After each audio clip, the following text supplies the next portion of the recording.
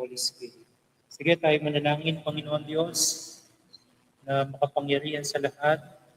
Ikaw ay pinupuri namin at sinasamba sa oras na ito. Salamat, O Diyos, na dalawa o tatlo na nagkakatipon sa iyong pangalan ay pumaparoon ka sa aming kalagitnaan. At higit sa lahat, ikaw ay Diyos na nasa lahat ng lugar.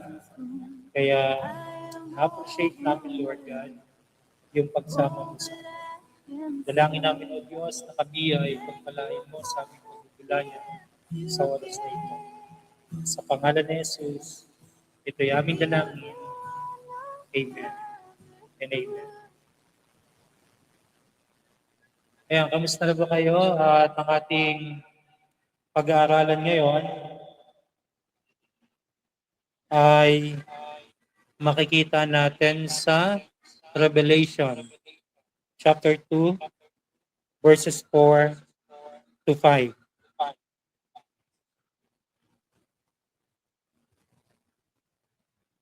Medyo maliit no pag sa monitor sa cellphone ninyo. Sabi rito sa Revelation 2:4-5, ako na lang din ang magbabasa. Subalit may isang bagay na ayaw ko sa iyo.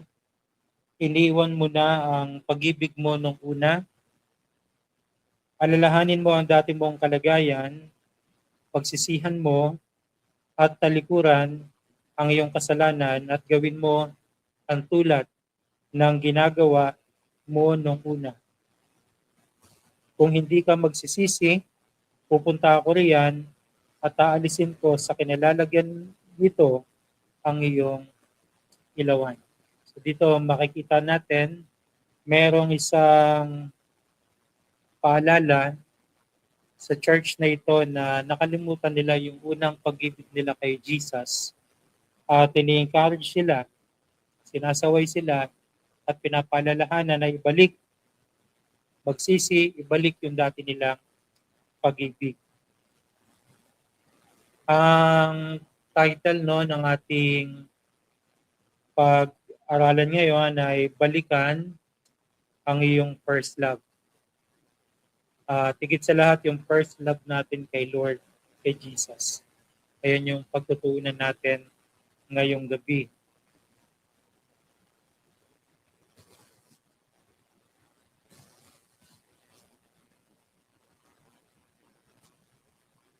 Tingnan muna natin yung background ng church ng Ephesus nung sinulatan ni John nung panahon nila. Ang iglesyang ito ay isa sa pinakamatatag sa 7 churches nung time na yon, ng panahon ng Testament. Kilala sila saan? Makikita natin kilala sila sa pagiging matatag, matibay sa doctrines, alam nila yung tama at mali, napapatunayan nila kung sino yung false prophet, kung sino yung totoo. At pangalawa na characteristic ng church na to, masipag sila sa ministry. Nag-involve sila sa paglilingkuran sa Panginoon. At pangatlo, makikita natin pag binasa natin dyan na sila ay nagtiis sa persecution. Kahit gaano sila nahihirapan, nasasaktan, ay naging mapagtiis sila sa pag-uusig sa kanila.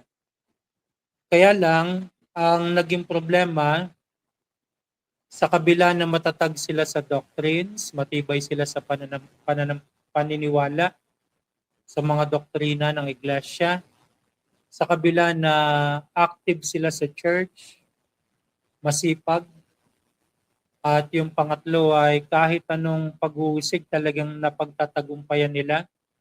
Kaya lang bandang huli sa binabasa natin kanina, lumamig yung puso nila kay Lord.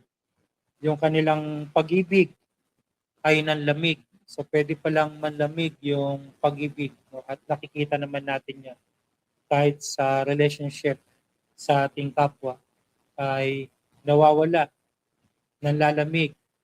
At dito, ang pag-ibig ng church na ito, yung lumamig sa ating Panginoon. So tandaan natin mga kapatid na possible na si Kian at ikaw, kapatid na Lay, at maging ako, ay pwedeng maging busy sa ministry, maging masipag sa paglilingkuran. Kaya lang, pwede pala na sa kabila na active tayo, wala tayong intimacy kay Lord. Nawawala yung ating pag-ibig sa Panginoon, yung ating passion, nagkukulang, nanlamig yung puso natin. Parang yung iglesia ng Ephesus. Sa panlabas, kung titingnan tayo, mukhang maayos yung lahat. Pero dito sa church na to, nakita ng Panginoong Hesus yung isang bagay na hindi nakikita ng tao. Ano yon? Yung puso natin. Yung tayo, pwede nating ma-fake yung ating kapwa, sabihin nating mahal natin sila, pwedeng maniwala kasi sinasabi natin. Pero ang Diyos, higit sa ating pagsasalita, sa ating mga sinasabi, ang kanyang tinitingnan, ang tinitingnan ng Panginoon yung ating puso. At dito, nakita niya sa iglesia ng Ephesus na nawala yung first love ng mga ito sa kanya, nanlamig yung puso nila. Kung papansinin natin, ang ganda ng mga karakteristik nila, kaya lang, panlabas na lang, routine na lang yung ginagawa nila. Sa kalooban ng kanilang puso na wala na pala yung mga bagay na mahalaga sa paningin ng ating Panginoon. So sa panahon natin sa ngayon, mga kapatid, pinapakita ng ating devotion ngayon sa pinag-aaralan natin, pwede pala tayong possible na maging active tayo sa church, mag-involve sa ministry, maging faithful tayo sa attendance, masipag tayo sa pag-attend, at pagkatapos, lahat ng activities nandun tayo, nakikipag-partnership tayo. Kaya lang, hindi natin namamalayan, may problema pala yung puso natin. Na possible pala, pwede pala na mangyari na sa kabila na okay tayo sa activities sa church, pero unti-unti nang nawawala yung pag-ibig natin sa Panginoon. Yung ating intimacy na tinatawag kay Lord. Kaya mapapansin niyo sa text natin na binanggit ng Panginoon sa Revelation, ang sabi niya, iniwan mo ang iyong unang pag-ibig. So yung first love, tinalikuran, nawala sa church ng Efeso. Hindi ibig sabihin dito sa text natin na totally tumigil silang mahalin si Lord. O ang ibig sabihin dito, hindi nakatulad yung apoy, yung devotion nila, yung passion nila, nung una na ginagawa nila sa Panginoon at ngayon hindi na ganoon yung level. Nagbago. Ngayon, kung tayo ay darating sa ganong kalagayan, kamusta ba yung ating puso? Ang Diyos lang makakita sa aking puso. Ganon din kay Lay, kay Kian. Si Lord lang yung makakita ng tunay na kalagayan na estado ng ating pag-ibig sa Panginoon. Ngayon, kung habang nagdi-devotion tayo ngayon na nare-recall tayo at naiisip din natin, o nga no, parang nawala na yung first love ko kay Lord. So ano yung dapat nating gawin? Sa base dyan, sa Revelation chapter 2 na binasa natin kanina. Ito yung point number 1 natin. Kung sakali na dumating tayo sa ganyang estado, kalagayan ng ating puso, ano ang sabi dyan? Alalahanin mo kung saan ka nahulog. So ano ibig sabihin yan, mga kapatid? Sabi kasi sa verse, no, remember therefore from where you have fallen. Kung saan ka nalaglag, kung saan ka nadapa, kung saan ka nagkulang. Isipin mo raw yon. pagbulayan mo raw. Ayan yung dapat nating gawin kung sa pakiramdam natin, parang nagbago yung heart ko kay Lord. Parang nanlalamig yata ako. So, ang dapat nating gawin ay alalahanin. Remember. Ang salitang remember diyan sa text natin, sabi, di ba, remember therefore from where you have fallen. Yung remember diyan, mga kapatid, ang ibig sabihin, pag tiningnan natin yung exact meaning nung time na sinulat yan, hindi simpleng pag-alala lang o pag-iisip. Ang sinasabi ng remember dyan, intentional reflection. Ibig sabihin talagang sadyain mo, siyasatin mo yung puso mo, yung isip mo, yung buhay mo. Hindi lang kapag yung gusto mo lang, kapag masaya ka lang, kundi talagang bibigyan mo ng oras na magkaroon ka ng internal reflection. Ayan ang ibig sabihin ng remember sa salita dyan. So pinaalala sa Efesos ng ating Panginoong Yesus na balikan kung paano sila dati. Kung ano yung ginagawa nila dati. Naalala nyo ba nung first time kayong na-inlove kay Jesus? Yung first time kayo na ka-encounter kay Lord, di ba? Parang siya yung pinaka-special sa atin. Lagi tayong may time sa Kanya, lagi tayong excited sa Diyos, lagi tayong gustong magkaroon ng fellowship, ng pagbabasa, ng salita ng Panginoon. Gusto natin may prayer time tayo, may quiet time tayo. So yun ang sinasabi ni Jesus sa Efesos, balikan nyo yung dati na ginagawa ninyo. Balikan nyo yung passion nyo, yung init ninyo, yung pag-ibig ninyo sa akin. Balikan nyo yung pagiging malapit nyo sa akin. Ayun ang ibig sabihin ng verse na yan. Remember therefore from where you have fallen.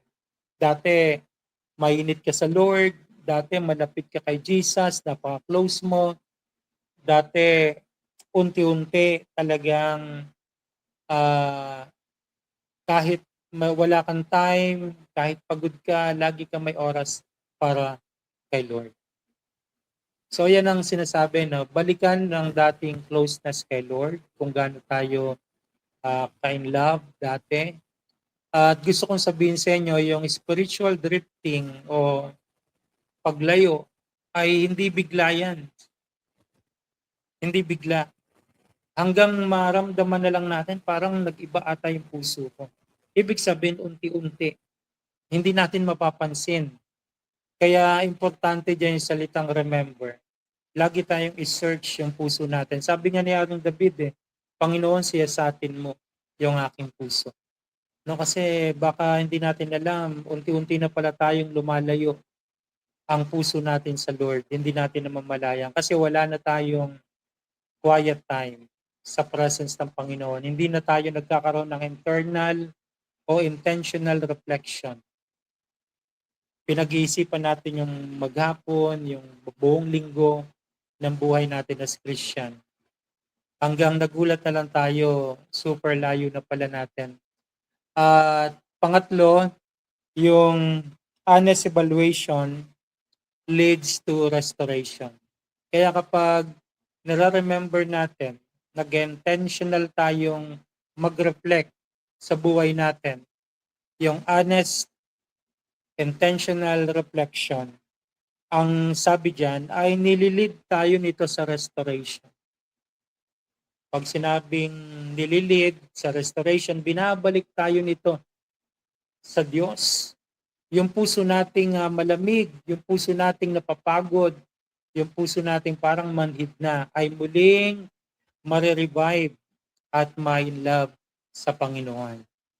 Kung aalalahanin natin kung saan tayo nahulog, baka may kasalanan tayo na hindi na-confess o kaya naman meron tayong tanikala, bondage sa buhay natin o kaya naman meron tayong special na mahalaga, no, special na bagay o relationship o mahalagang gusto nating gawin sa buhay natin na nakakaagaw ng atensyon sa relasyon natin sa Panginoon.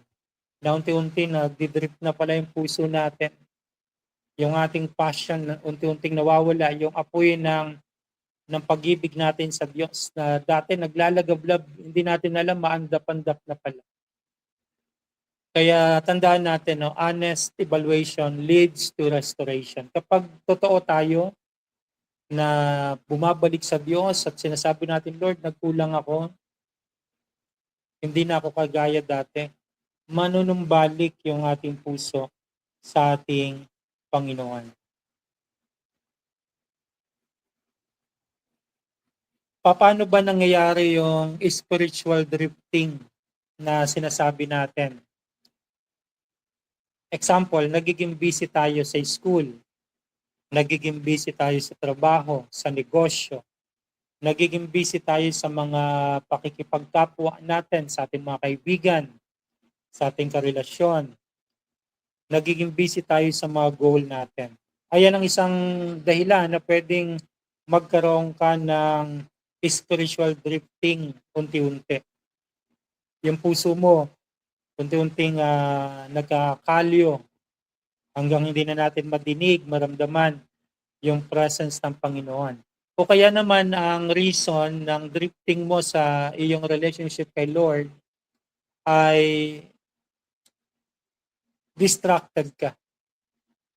Hindi mo alam yung kung ano yung priority mo. Hindi mo minamanage yung oras mo.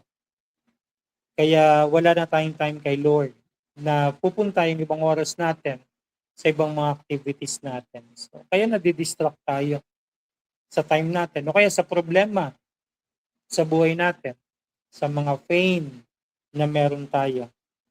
Ang isang reason pa na nakikita ko kaya nagkakaroon tayo ng spiritual drifting dahil nagiging komportable na tayo sa ginagawa natin sa Lord. Yung alam mo pag Sunday attend ka, alam mo pag umaga o gabi bago ka matulog magbabasa ka ng Bible, magde-devotion ka. Hanggang nakasanayan mo na lang ba? Komportable ka na. Parang routine na lang yung ginagawa mo. Kaya hindi mo namamalayan yung puso mo tumitigas na pala sa ating Panginoon. Hanggang dumating yung time na lumamig na yung puso natin. So ang katotohanan ay hindi nagsisimula yung restoration hanggat hindi natin inaamin sa Lord kung saan tayo lumamig. Tandaan nyo yan, no? Yung katotohanan na yan. Hindi magsisimula yung restoration sa buhay natin hanggat hindi natin inaamin kung saan tayo nagkulang, kung saan tayo bumagsak. So minsan kailangan talaga natin tanungin yung sarili natin kamusta na ba yung prior life ko? Ganun pa rin ba yung prior life ko dati? Kamusta na ba yung hunger ko sa Word of God? Nagugutom pa ba ako sa salita ng Diyos? Excited ba ako makinig ng mga preaching? Gusto ko pa ba at masaya pa ba akong umati ng Bible study? Kailangan i-check natin yung puso natin. Kapag tinanong natin yon at na-realize natin, nagkaroon tayo ng intentional reflection, masasagot natin kung ano yung nagbago sa atin. Makikita natin kung ano yung nagbago sa atin. Kaya magkakaroon yun ng restoration. Ililid tayo pabalik sa Diyos kapag nagkaroon tayo ng reflection sa buhay natin. Hindi sapat na sabihin natin, bakit parang ang layo ng pakaramdam ko sa aking Panginoon. Hindi sapat yun. Kailangan alamin mo yung reason, alamin mo yung dahilan bakit nagkaroon ng gano'n. Kaya yung point number 1 natin, alalahanin mo, isipin mo, pagbulayan mo kung saan ka nahulog. Tingnan natin yung point number 2 natin. Kung ano ang dapat nating gawin kapag nagkaroon na tayo ng intentional reflection at nakita na natin lahat yung dahilan at yung pagbagsak natin, ano yung sunod? Magsisi at bumalik sa Diyos. Ayan ang mahalaga. Hindi sapat yung intentional reflection lang. Kailangan kapag nakita mo yung tunay mong sitwasyon, ano ang kailangan mong gawin? Mag-repent.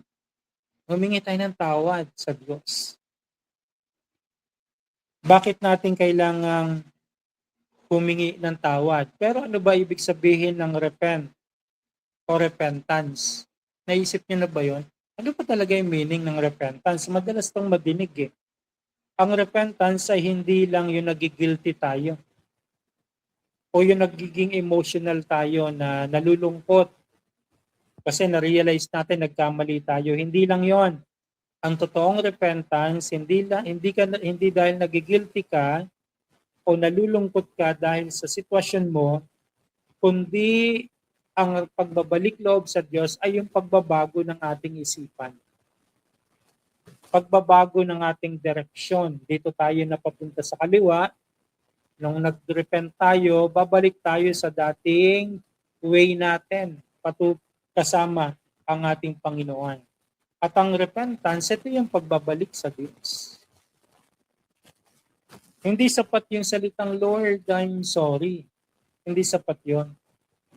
Kailangan magkaroon ka ng pagbabago ng isip, pagbabago ng direksyon, at bumalik sa Diyos. Ayan ang repentance. Ang tunay na repentance ay sasabihin mo na hindi lang, Lord, sorry, Panginoon, na nagpapatawad. Hindi lang yon, kundi, Lord, babalik ako sa iyo. Marami kasing nagsasabi, nahihiya ako kay Lord, kaya hindi ako nagpe-pray. Nahihiya ako, kaya hindi ako ma-attend. Pero ang totoo, kung talagang nahihiya ka, babalik ka sa Diyos. Naunawaan nyo? Naintindihan nyo yung ating pinag-uusapan? Bakit importante yung repentance? Repentance is change of direction. Mula sa pagkalayo, babalik ka sa Diyos. Ayan yung mga binabanggit ko kanina. Hindi lang guilt, kundi turning back. Pagbabalik, pagtalikod sa nakasanayan mo at babalik ka sa Diyos. Talagang 180 degrees ang gagawin mo. Bakit natin kailangan mag-repent at bumalik sa Diyos? Kasi ang Panginoon, alam nyo, ang desire niya sa atin ay relationship. Kaya nga tayo mga born again, sinasabi natin, hindi naman religion yung born again eh. Ang born again ay relationship. Hindi siya religion lang. Isa siyang relasyon ng anak sa ama, ng alipin sa kanyang master, ng servant sa kanyang Lord. Kaya mga kapatid, saan ba tayo babalik para mag-apoy uli yung pag-ibig natin?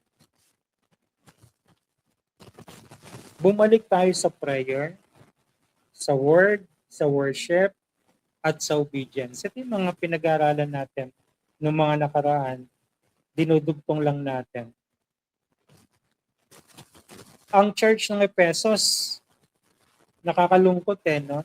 Magaling sa doctrines, pero kulang sila sa devotion.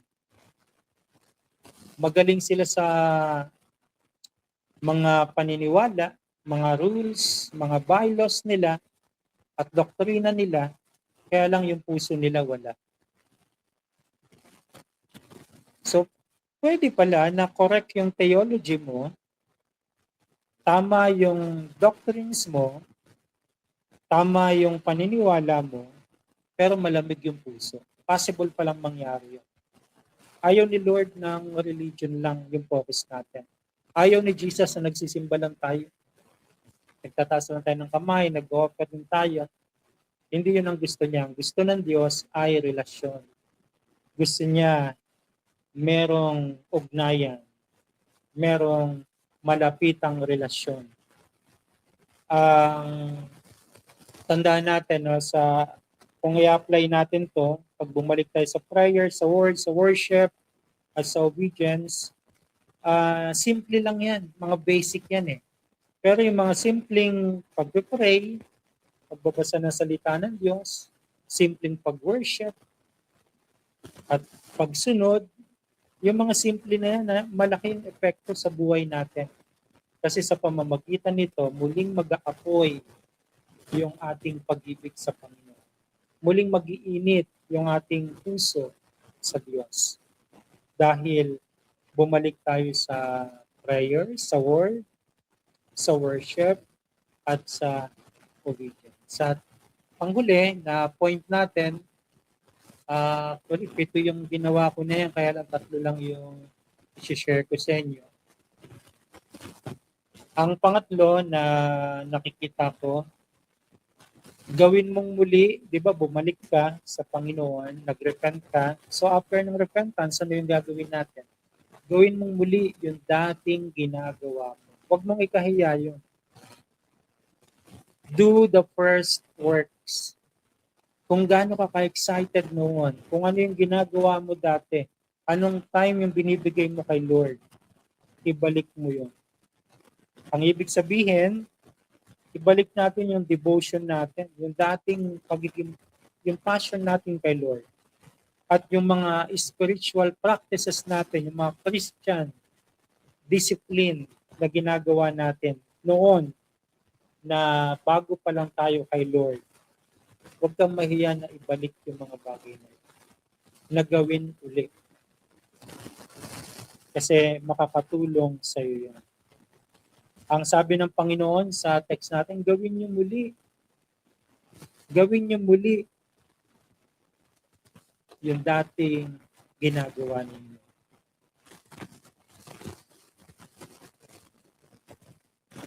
Huwag mong antayin na ma-feel mo muna na ma-excite ka kay Lord. Huwag mong antayin na yung magkaroon ka ng gutom sa Word of God. Kasi kapag malayo puso mo, hindi mo mapipil yun eh. Ang kailangan mo lang gawin, simulan mo ulit. Nag-enjoy ka, nahihirapan ka, o hindi. Ang importante, ibalik mo yung mga Christian discipline na pinapractice mo noon. Kasi kapag sinimulan mo yan, unti-unti makakatulong ito sa buhay mo. Habang nagpe-pray ka, habang nag-worship tayo, habang nagbabasa tayo ng salita ng Diyos, at lumalapit tayo sa Kanya, unti-unting umiinit uli yung puso natin sa Lord. Tandaan mo yan. Kaya minsan yung iba ang tagal makabalik eh, kasi inaantay nila yung excitement. Kung gaano sila ka-excited sa pagbabalik nila sa Panginoon. Pero hindi nagpe-pray. Kasi nga, hindi mo ma-enjoy yung prayer time eh. Kasi yung puso mo may problema. Kapag worship, hindi na katulad mo. Huwag mong antayin na biglang babalik yun. Ang kailangan mo lang gawin, magsimula ka ulit. Yung feeling mo na kahit nag-worship ka, yung pakiramdam mo, wala kang nararamdaman, tuloy mo lang. Huwag kang mapagod, huwag kang sumuko. Kapag ginagawa mo uli yung dati mong ginagawa, unti-unti, mapapansin mo, kapatid, umiinit na uli yung puso mo sa Panginoon. Bakit? Ang katotohanan kasi, love for God must be nurtured daily. Kailangan talagang pinagsisikapan mo. Parang halaman yan. Para lumago, didiligan mo. Hindi mo siya kailangang malagpasan ng panahon sa pagdidilig, paglalagay ng pataba, kasi posibleng mamatay yan. Ganun yung first love natin. Kailangan halagaan natin. Pagsikapan natin. Tandaan ninyo, ang love kay Lord, hindi emotion. Kasi hindi tayo nabubuhay sa pakiramdam pagdating sa relationship natin kay Lord. Kasi pwede tayong mag-deceive ng emotion natin, ng physical natin. Ang relasyon sa Lord, inaalagaan araw-araw. Napipil mo mang mag-pray o hindi, magpe-pray ka. Kasi ayun yung time mong makipag-usap sa Diyos. Na-excite ka ba? Na-excite ka man o hindi magbasa ng Word of God, magbabasa ka pa rin. Kasi ayun ang pagkain ng kaluluwa mo. Ganun yung pag-aalaga ng relationship natin araw-araw sa ating Panginoon. So kapag ginawa natin yon, sa pagtatapos natin, ang message ng Panginoon, i-recall ko lang kayo, sa Ephesus ay invitation. Invitation saan? Para bumalik. Kapag naintindihan natin ito, hindi sila kinokondem ng Panginoon eh. Di ba? Oo, kasi mapapansin mo dyan na in-appreciate pa nga sila eh. Kaya lang, bandang dulo, sinabi ng Panginoon na may laban ako sa inyo. Iniwan niya yung unang pag-ibig ninyo. Kumbaga sa term natin sa ngayon, nasasaktan ako, nasaktan yung puso ko kasi iniwan niyo yung first love ninyo. Pero, pansinin natin, hindi sila kinondem ng Panginoon. Kasi sabi nga, isipin ninyo kung saan kayo nahulog at gawin ninyo ulit. Ibig sabihin, talagang mahal ng Diyos tayo. Tayo lang nakakaisip na hindi na tayo mahal ng Diyos kasi nalayo tayo sa Kanya. Ang katotohanan, ini-invite niya tayong bumalik. Matyaga siyang nag-aantay sa atin. Parang ang Panginoong Yesus, siya yung tatay doon sa parables ng Panginoon sa alibughang anak. Natatandaan niyo yon? Umalis yung anak, nilusta yung kanyang kayamanan, nagpakalulong, nung walang-wala na siya, naisip niya yung tatay niya, bumalik siya. Ano yung pinicture dun sa parables? Malayo pa lang siya. Sinalubong na siya ng tatay niya. At pinalitan yung damit niya. Pinagsuot ng sandalya. Sinuot uli yung singsing sa kanya. Na pagkakalanlan bilang anak. Ganun yung Diyos sa'yo. Ganun yung Diyos sa akin. Totoo, nagkakamali tayo, nagkakasala tayo, nahuhulog tayo. Pero hindi tayo kinakondemn ng Lord. Inaabot pa rin tayo ng kanyang pag-ibig. Sinasabi niya sa atin, isipin ninyo, magkaroon kayo ng intentional reflection, bakit kayo nagkaganyan? Bakit ka nahulog? Baka nadidistract ka, baka naaalipin ka ng kasalanan, baka iba na yung priority mo ngayon, hindi na ako. At kapag na-realize mo na yung totoong dahilan, mag-repent tayo. Kasi ini-invite tayo manumbalik sa Panginoon. Sabi nga sa Isaiah, sabi doon, lumapit kayo sa akin at makipagkatuwiranan, makipag-usap kayo. Kahit gaano naging kapula ang inyong kasalanan, papuputiin ko ito gaya ng niebe. Di ba lagi nag-i-invite si Jesus sa atin? Pabalik sa Kanya. Tayo, pag nagkamali, kasi yung pride, sinasabi natin, ako hindi ko na-deserve na maging Christian kasi nahulog ako sa kasalanan. Hindi na ako mahal ng Diyos. Mali yun. Hindi galing sa Diyos yung thought na yun. Yung naiisip mo na yun. Ang galing sa Diyos, anak, bumalik ka sa akin. Nag-aantay ako sa iyo. At kapag ikaw ay bumalik, kapatid, talagang nakabukas ang dalawang bisig ng Panginoong Yesus para tayo tanggapin. At sa conclusion natin, gusto ko rin sabihin sa inyo, hindi hinahanap ni Lord yung perfect na tao. Hindi niya hinahanap niya. Ang hinahanap niya, ang pusong gustong bumalik sa Kanya. Ikaw, gusto mo bang i-commit uli yung puso mo sa mga makakanood nito, sa makakarinig nito? Kamusta yung puso mo? Handa ka bang ipagkaloob ito sa Panginoon uli? Yung unang pag-ibig mo, yung commitment mo. Baka nahihiya ka lang lumapit kasi iniisip mo hindi ka karapat-dapat. Mali yun. Kasi ang Diyos, ang tinitingnan niya yung puso mo at hindi niya tinitingnan kung perfecto ka. Hinahanap niya yung mga puso na nagpapakumbaba, na willing at handang bumalik sa Kanya. At ito yung tandaan natin, at kapag lumapit ka sa Kanya, handa siyang tanggapin ka muli. Amen? At sa ating pag-iisipan at sa ating pagbubulayan, tatandaan natin, number 1, sa point 1 hanggang 3 natin at sa pangyayari sa Efeso sa Revelation chapter 2, posibleng busy tayo sa ministry pero malayo naman tayo kay Lord. Possible yan. Pag-isipan mo yan. Active ka sa church, dumadalo ka, pero wala kang intimacy kay Lord, may problema. Ano yung dapat natin gawin? Lagi nating bantayan yung puso natin. Hindi lang yung ministry natin. Hindi ka lang nakapokus sa ministry, sa activities, kundi dapat lagi kang magkakaroon ng pagsisiyasat. Kamusta na kaya yung puso? So mga kapatid, yan lang yung gusto kong i-share sa inyo. At kapag na-realize mo na nalayo tayo dahil na-distract, may problema, nahulog sa kasalanan, natutokso, bumalik lang tayo. At handaan Diyos na tanggapin tayo.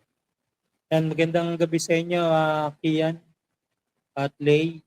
At hopefully, na-challenge tayo sa pinag-aralan natin ngayong gabi na, oo nga, no? Pwede pala ako maging busy sa church, pero wala pala yung puso ko sa Panginoon. Ang piliin natin ay mas in love tayo sa Lord. Ibalik natin at tutulungan tayo nito. Ayun ang prayer ko sa inyo na patuloy kayong maging malago sa Panginoon, maging mapagmahal sa Diyos at bantayan natin yung puso natin para hindi tayo mahulog sa pagkakamali. Amen? Dito na tayo magtatapos sa ating devotion. Meron ba kayong prayer request? I-type nyo sa ating chat. Kung may prayer request kayo at ipag-pray natin.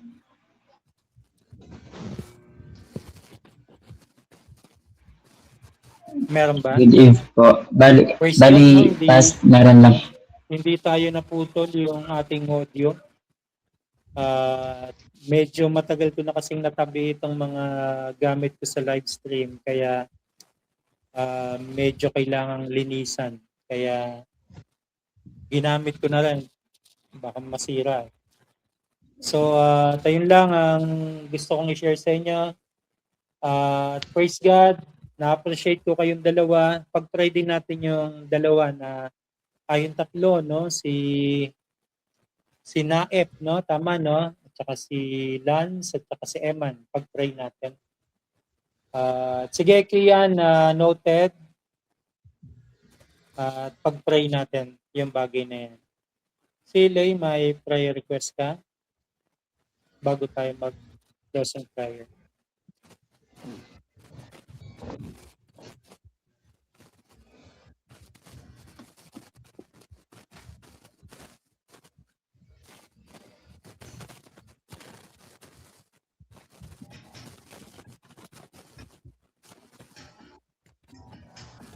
So, meron?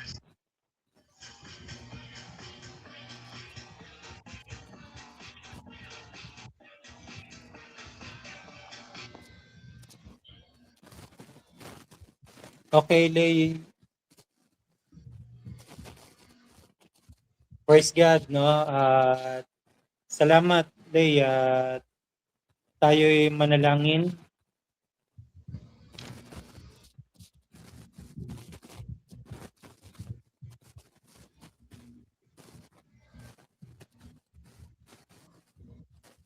Pag-pray natin yung mga bagay na yan.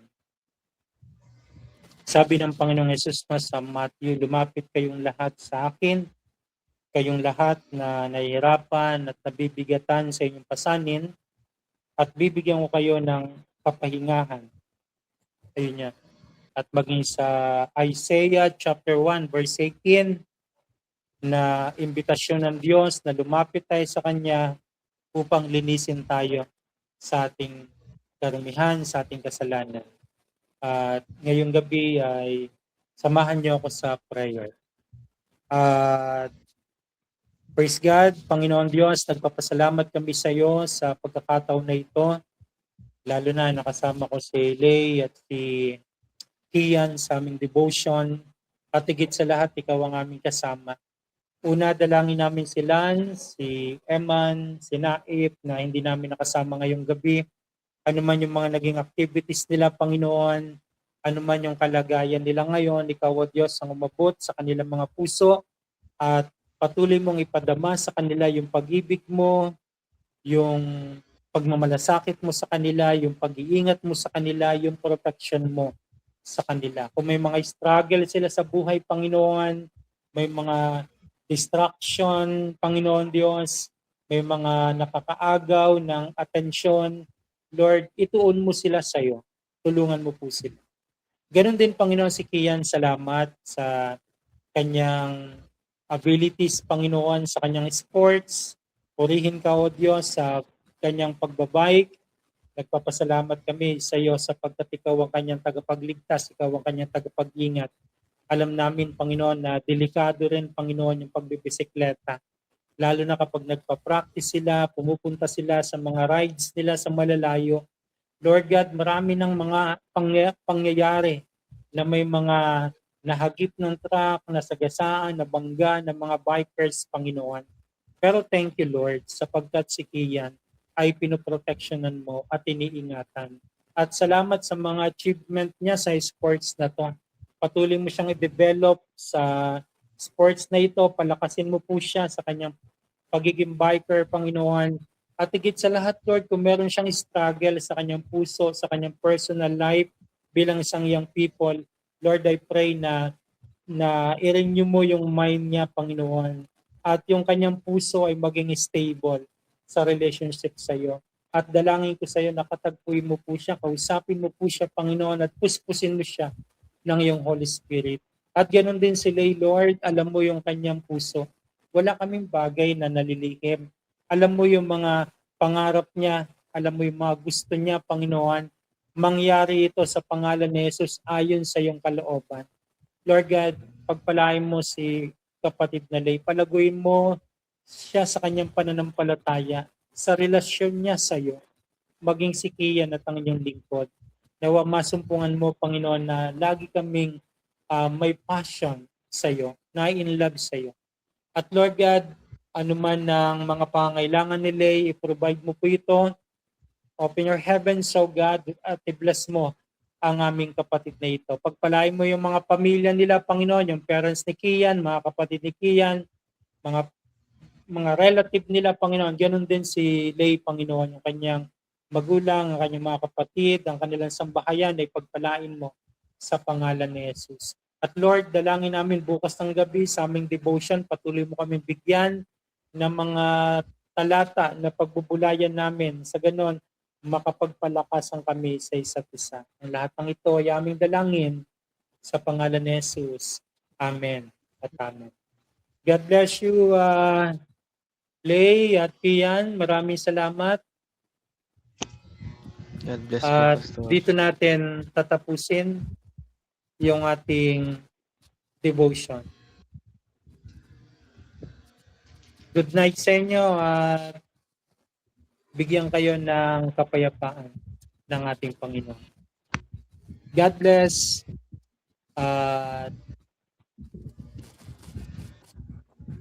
Good night. Thank you po. God bless po. Thank you din at salamat.